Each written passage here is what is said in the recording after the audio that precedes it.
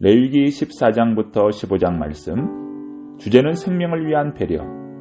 인생들의 생명에 대한 깊은 관심을 가지신 하나님께서는 한센병과 유출병 등에 관한 확인 절차와 정결법 등을 상세히 이루십니다. 한센병 환자들이 병에서 회복되었을 때 다시 이스라엘 공동체로 복귀하는 절차가 적힌 레위기 14장은 그들에게 가장 중요한 말씀 중의 말씀이었습니다. 하나님께서는 한센병 환자가 병이 완치된 경우 제사장으로 하여금 병의 완치를 선언하도록 하십니다. 정결 규례를 마친 마을 사람들에게 한센병이 모두 완치되었음을 공식적으로 알리고 그를 받아줄 수 있도록 절차를 밟는 것입니다. 한편 가난하여 그의 힘이 미치지 못하면 이라는 부분은 어려운 형편에 있는 이들도 하나님께 정성으로 제사를 드릴 수 있도록 기회를 넓게 열어주신 것을 뜻합니다. 이어서 성에 관해 발생하는 여러 가지 부정들과 정결법들에 대해서도 알려주십니다. 성은 하나님께서 생명을 위해 인간에게 주신 아름다운 선물입니다.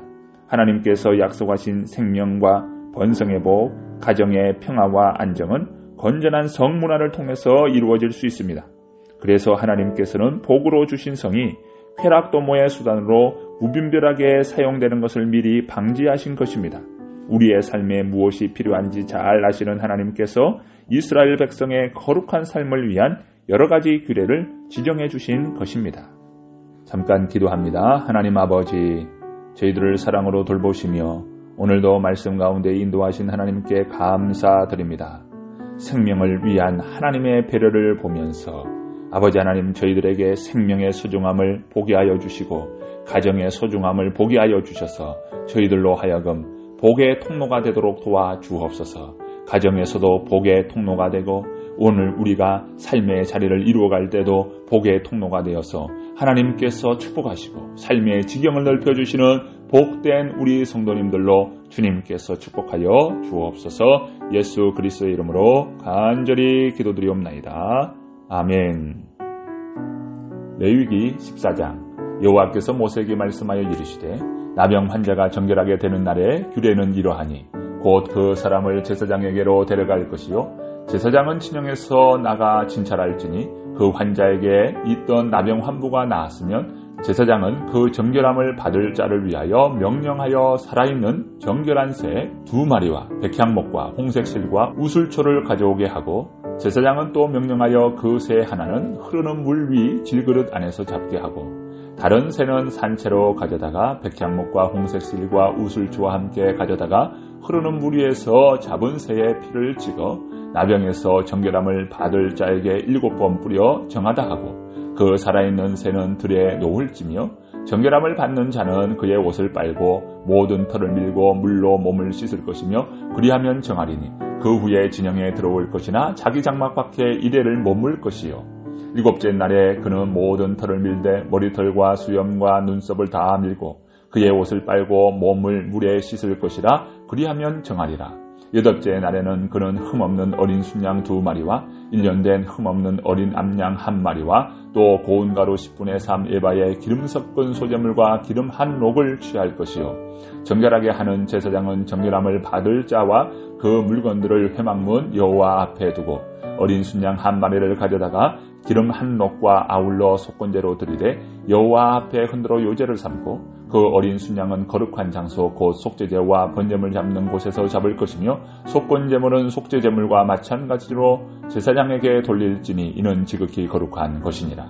제사장은 그 속건제물의 피를 취하여 정결함을 받을 자의 오른쪽 깃뿌리와 오른쪽 엄지 손가락과 오른쪽 엄지 발가락에 바를 것이요 제사장은 또 그 한 록의 기름을 취하여 자기 왼쪽 손바닥에 따르고 오른쪽 손가락으로 왼쪽 손에 기름을 찍어 그 손가락으로 그것을 여호와 앞에 7번 뿌릴 것이요 손에 남은 기름은 제사장이 정결함을 받을 자의 오른쪽 깃뿌리와 오른쪽 엄지 손가락과 오른쪽 엄지 발가락 곧 속건제물의 피 위에 바를 것이며 아직도 그 손에 남은 기름은 제사장이 그 정결함을 받는 자의 머리에 바르고 제사장은 여호와 앞에서 그를 위하여 속죄하고 또 제사장은 속죄제를 드려 그 부정함으로 말미암아 정결함을 받을 자를 위하여 속죄하고 그 후에 번제물을 잡을 것이요 제사장은 그 번제와 소제를 제단에 들여 그를 위하여 속죄할 것이라. 그리하면 그가 정하리라.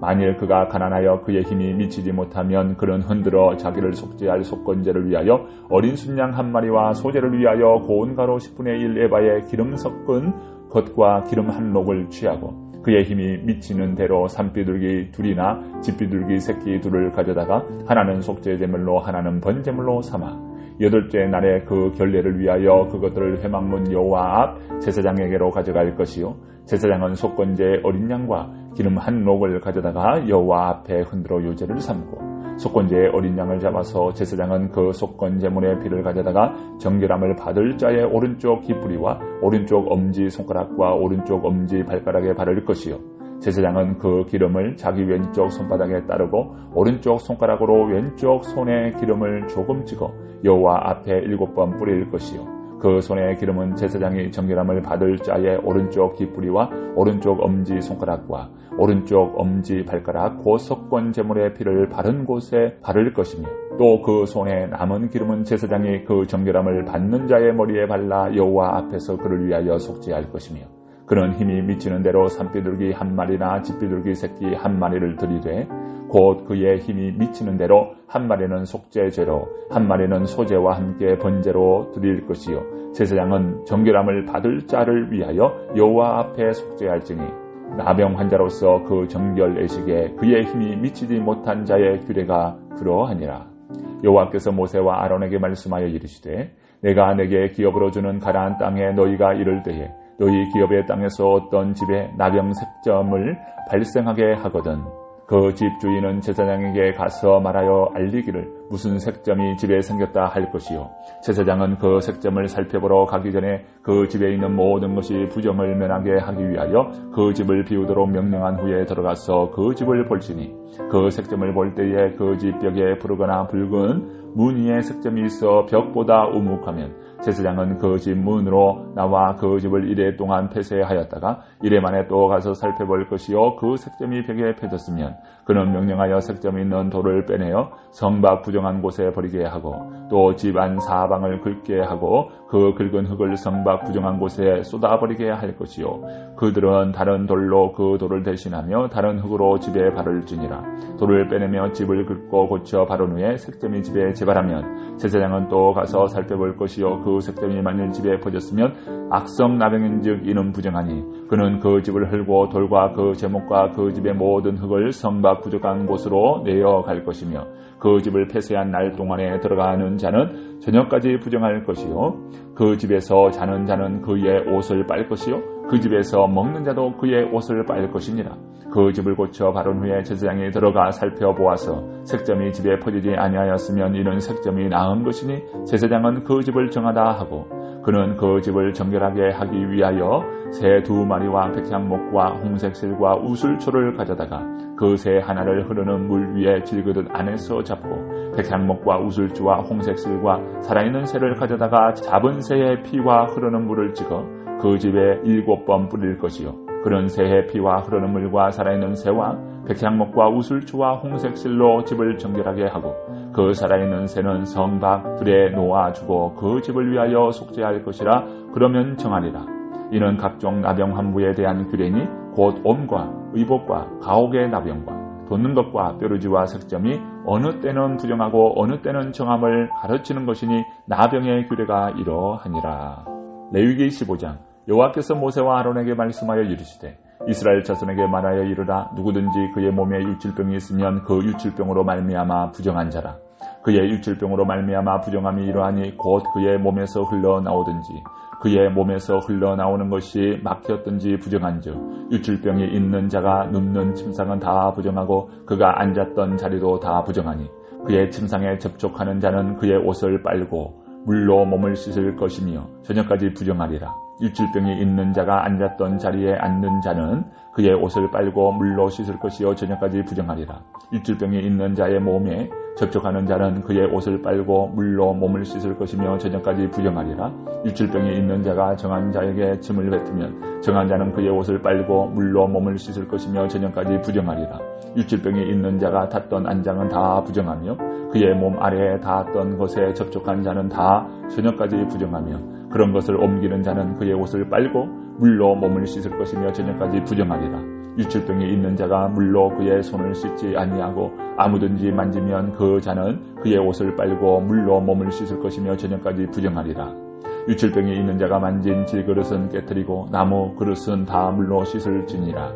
유출병이 있는 자는 그의 유출이 깨끗해지거든 그가 정결하게 하기 위하여 이레를 센 후에 옷을 빨고 흐르는 물에 그의 몸을 씻을 것이라. 그러면 그가 정하리니 8째 날에 산비둘기 2마리나 집비둘기 새끼 2마리를 자기를 위하여 가져다가 회막문 여호와 앞으로 가서 제사장에게 줄 것이요 제사장은 그 한 마리는 속죄제로 다른 한 마리는 번제로 드려 그의 유출병으로 말미암아 여호와 앞에서 속죄할지니라. 설정한 자는 전신을 물로 씻을 것이며 저녁까지 부정하리라.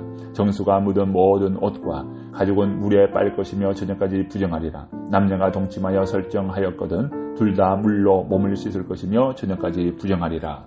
어떤 여인이 유출을 하되 그의 몸에 그의 유출이 피이면 이래 동안 불결하니 그를 만지는 자마다 저녁까지 부정할 것이요 그가 불결할 동안에는 그가 누웠던 자리도 다 부정하며 그가 앉았던 자리도 다 부정한즉 그의 침상을 만지는 자는 다 그의 옷을 빨고 물로 몸을 씻을 것이요 저녁까지 부정할 것이며 그가 앉은 자리를 만지는 자도 다 그들의 옷을 빨고 물로 몸을 씻을 것이요 저녁까지 부정할 것이며 그의 침상 위에나 그가 앉은 자리 위에 있는 것을 만지는 모든 자도 저녁까지 부정할 것이며 누구든지 그 여인과 동침하여 그의 불결함에 전염되면 이래 동안 부정할 것이라. 그가 눕는 침상은 다 부정하니라.